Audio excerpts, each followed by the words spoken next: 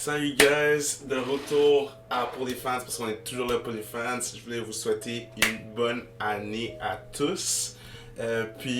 Aujourd'hui, en fait hier, j'ai vu que NBA sur YouTube a sorti une vidéo des 100 jeux les plus incroyables de la décennie. Puis je me suis dit, ok, on va pas regarder toutes les plays qui s'est passé durant la décennie, mais au moins regarder 15 premiers jeux de cette décennie-là. Puis je trouve ça intéressant de montrer un peu mes réactions par rapport à ça. Peut-être spit un peu de knowledge, partager des moments que je me suis rappelé de cette décennie-là. Parce que j'ai commencé à regarder beaucoup de basket plus dans les années 2012, je dirais. Plus vers la fin de mon secondaire, début de mon cégep. Donc je me suis dit, pourquoi pas partager un peu ça. Puis il y a des jeux que des fois je m'en souviens plus, ou ça fait tellement longtemps que je les ai pas vus que t'es comme, c'est incroyable, là. Ça donne un petit peu de goosebumps, ça donne un peu de frisson pour te dire, ok, ouais, c'est vraiment arrivé. Donc je voulais partager ça. Juste pour dire brièvement ce qui s'est passé les 85 premiers plays, je te dirais que LeBron James est souvent là-dedans. Je dirais qu'il y a beaucoup de game winners, de buzzer beaters qu'il avait fait. Puis là, le 16e que je viens de voir à l'instant, c'est celui qui dunk par-dessus Nurkic,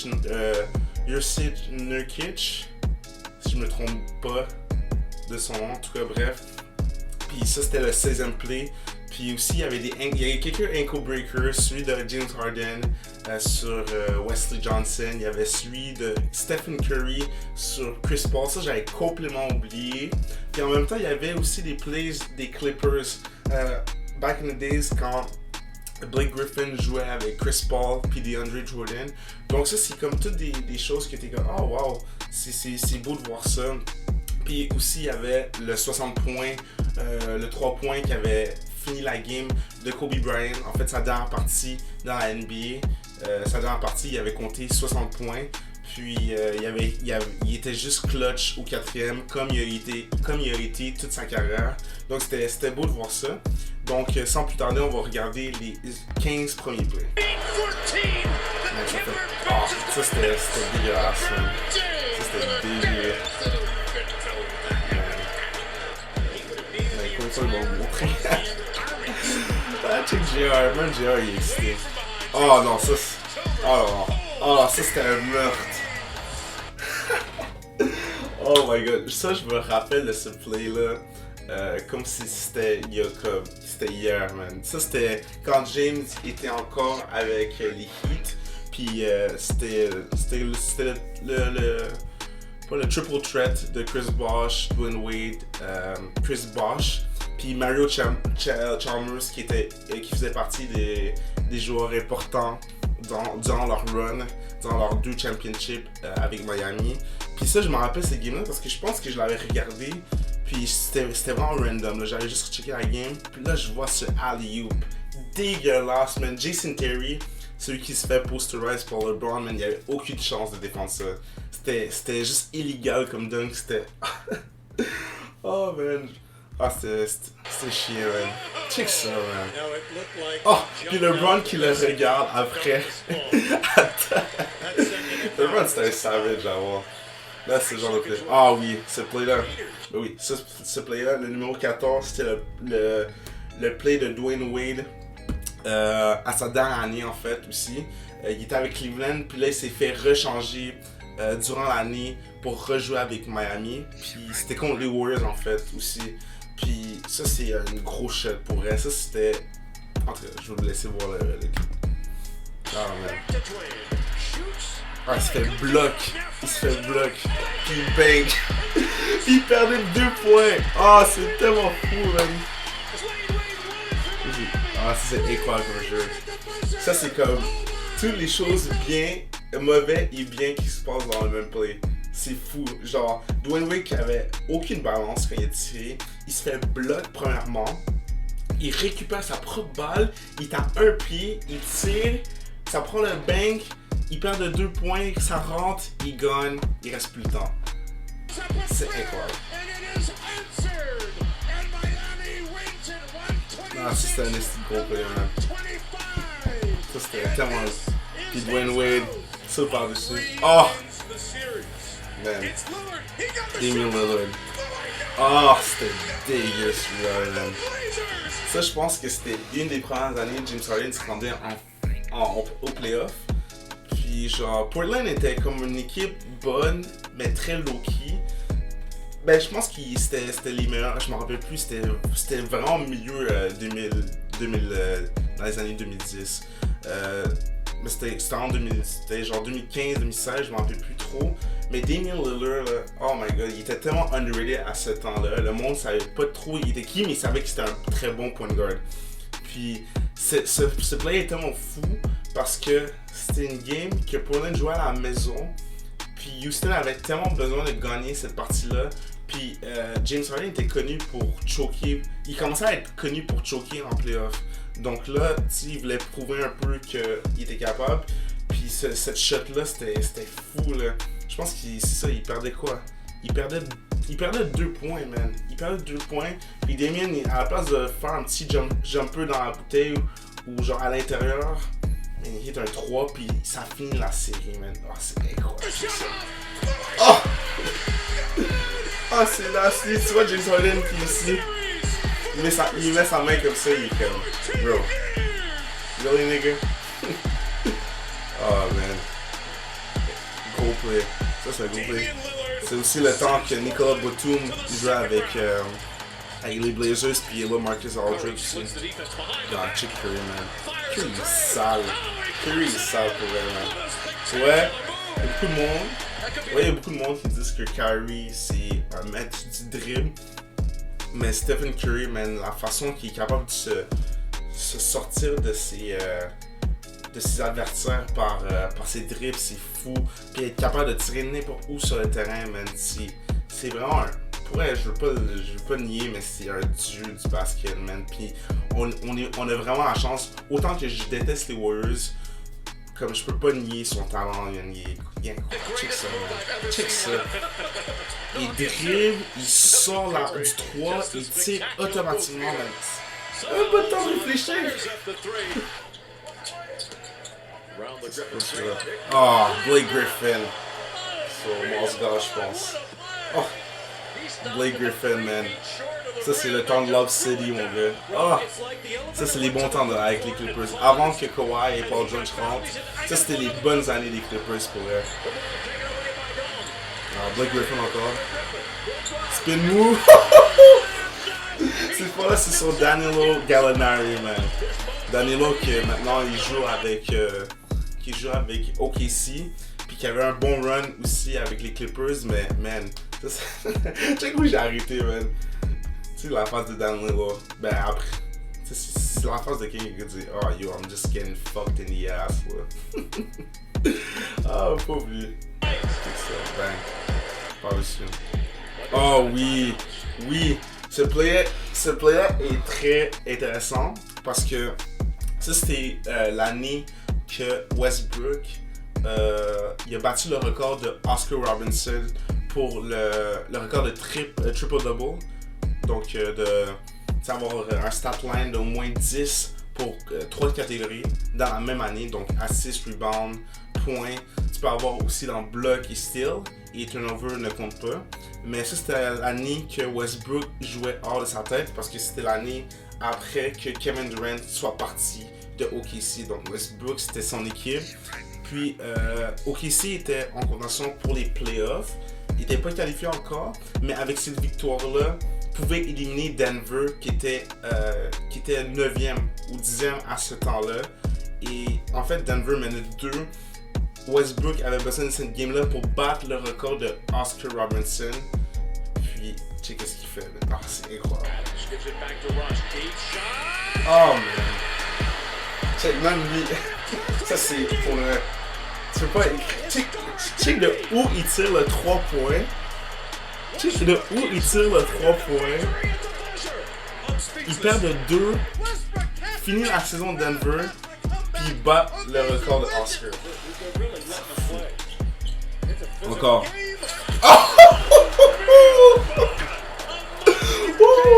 So Kendrick Perkins. Oh!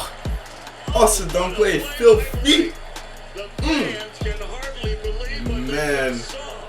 Oh, yo, Blake Griffin était sale, man, à ce temps-là.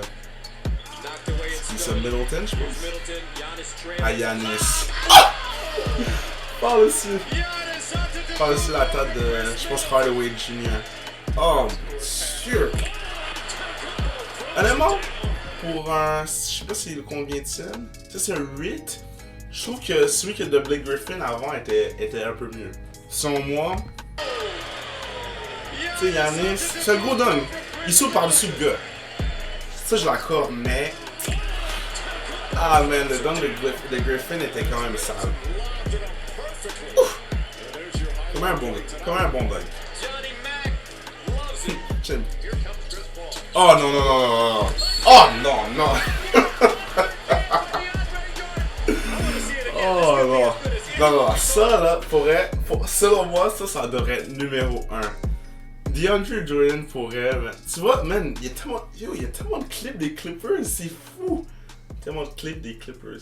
En tout cas, mais oh my god, c'est tellement ridicule à quel point les Clippers, à ce temps-là, c'était un show de highlight reel. C'est fou, là. Oh mon dieu. Attends, il faut que je remette le dunk. C'était. Oh!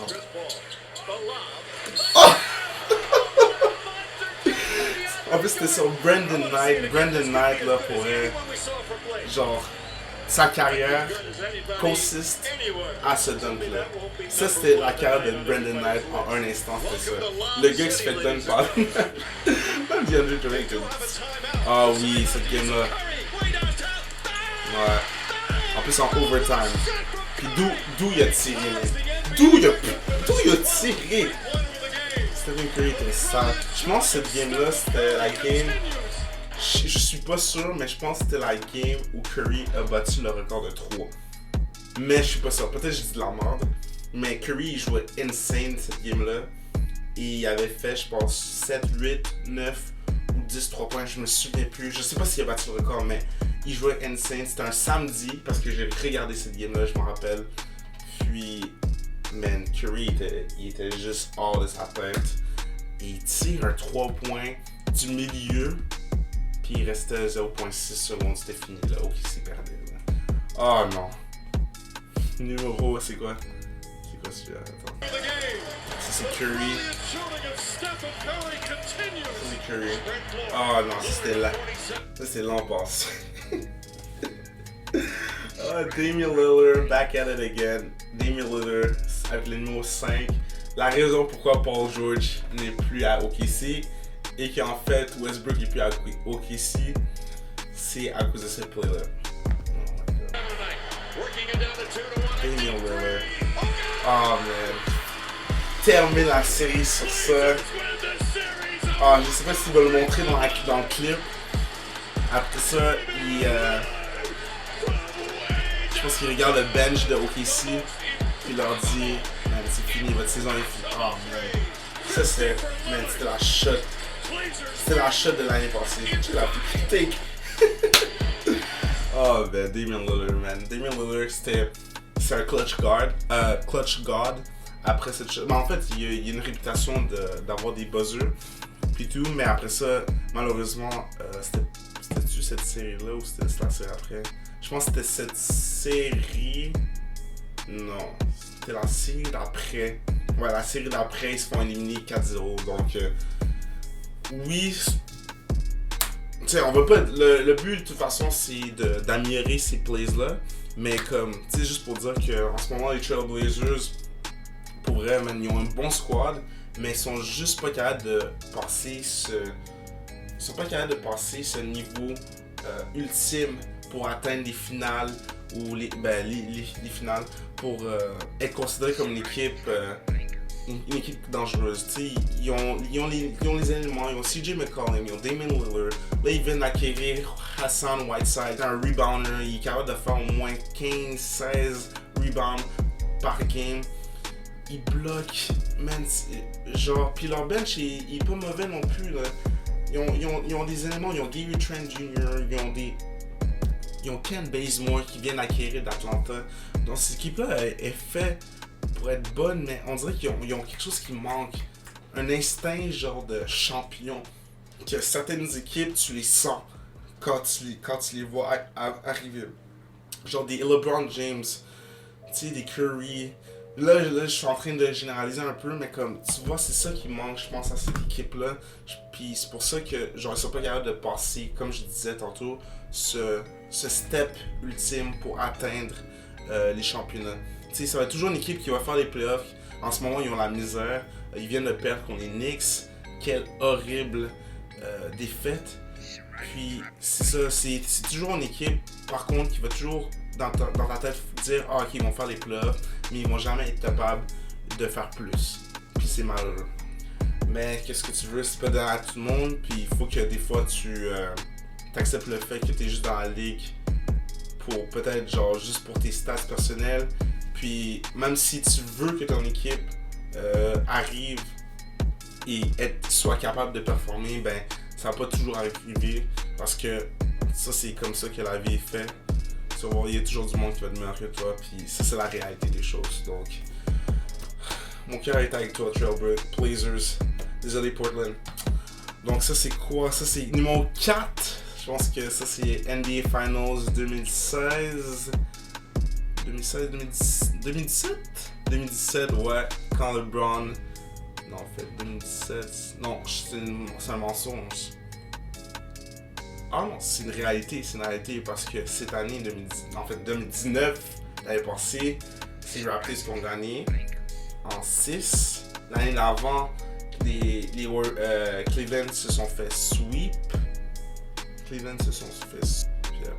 Ah, je m'en souviens plus. Mais ça, c'est Kyrie qui est un clutch shot. C'est drôle parce que ça, c'est après le bloc de LeBron. Je pense que le bloc de LeBron va être sûrement dans le top 3. Je suis pas mal sûr.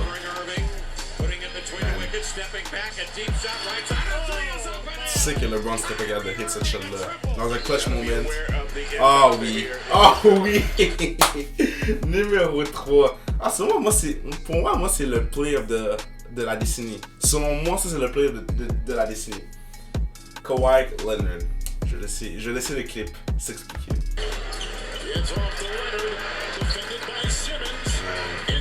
Oh man. Oh man.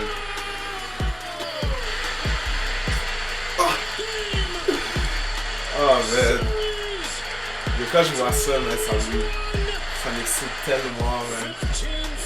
J'ai regardé ça, partie-là, j'ai regardé ça dans un bar avec un hater de Kawhi, des fans, j'avais des amis qui étaient fans des Raptors, mais pas tant que ça. Puis moi je savais que cette game-là allait être défensif, mais je savais pas que ça allait être genre, ça allait être si proche que ça du début à la fin. Cette game-là a eu aucune grande écart du début à la fin. Je pense qu'il y a personne qui a mené de plus que 8 points. Puis, man, c'était juste la sensation à regarder cette partie-là. C'était juste... Man, je peux même pas la décrire, là. C'était Game 7. Les Raptors avaient la chance en or de passer à l'autre ronde. Puis, t'avais Kawhi, que t'es comme, oui, je sais qu'il va sûrement partir l'année prochaine, mais comme, man, donne-nous quelque chose, man. Toutes les autres games de cette série-là, Kawhi les a menés, les a carry un peu. Puis cette partie-là, c'était vraiment juste lui. Pour elle, la plupart du temps, c'était pas mal Kawhi qui avait la balle dans ses mains. C'est lui qui contrôlait le jeu. T'avais Kyle Lowry qui avait hit quelques bons 3 au début de la partie, mais c'était vraiment genre Kawhi Leonard qui avait sorti la game de sa vie. Puis la réaction qu'on voit sur l'image là, c'est une réaction que personne d'autre avait vu de Kawhi. Puis c'était juste un moment fantastique dans l'histoire des Raptors. Puis je pense pas qu'on va revoir ça d'ici bientôt. Puis je suis vraiment content d'avoir été fan Moi j'ai été fan depuis très très longtemps, mais être fan puis attendre tout ce moment-là pour ces moments-ci, ben pour un fan tu peux tu peux pas espérer mieux. Donc c'est juste ça, je commence à pleurer, tu vois. Man, on a gagné le ring là, à la fin de l'année, donc C'est juste pour dire que c'est des beaux moments comme ça qui te fait aimer le sport encore plus. Pas juste les Raptors, mais le moment puis le sport en tant que tel. Donc, pour le numéro 3, je suis surpris quand même, mais selon moi, je pensais que pour Philadelphie allait gagner cette série-là, de la façon qu'elle allait jouer. Mais... Ah, ben oui, le bloc. Ben oui, le bloc. Le fameux bloc.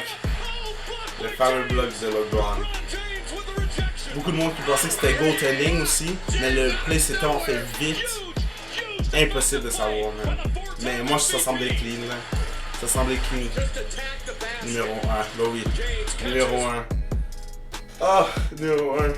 Je me rappelle de ça parce que ce moment-ci, je pense que j'étais à la fin. Oui, j'étais en soir 5. Je me rappelle parce que je suis en soir 5. C'était le premier ring de Miami. Moi et mon ami, on avait bet sur qui allait gagner la série. Puis au début, j'ai parié sur Miami. Puis mon ami avait parié sur San Antonio parce que Miami était connu pour choker. Tu sais, LeBron, je pense à ce temps-là, il n'y avait pas encore un ring. Puis il était sur le point de perdre encore une fois. Et Ray Allen a sauvé encore. En fait, il n'a pas sauvé encore, mais Ray Allen a sauvé la série avec cette shot-là, man. Les circonstances, Chris Bosh qui le rebound, Ray Allen qui est automatique, man. Mais wow.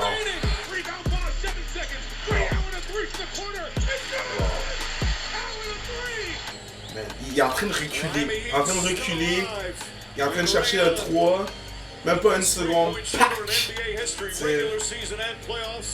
Égalise la partie. Je pense qu'ils vont overtime. Miami gagne et en fait après ça Miami gagne la série et gagne le championnat. Et c'était la même soirée que je suis allé au bal des finissants et mon ami a sorti 5$ de sa poche, me l'a donné et c'est comme ça que mon secondaire a fini. Ah man, c'est tellement reminiscent, tellement des belles mémoires. Donc merci à NBA pour cette vidéo là. J'espère que vous avez apprécié la réaction. Je suis un amoureux de basket. Sans encore l'avoir écouté, ça c'est pour les fans, parce qu'on est toujours là pour les fans. Puis on se revoit la prochaine fois. Ciao guys.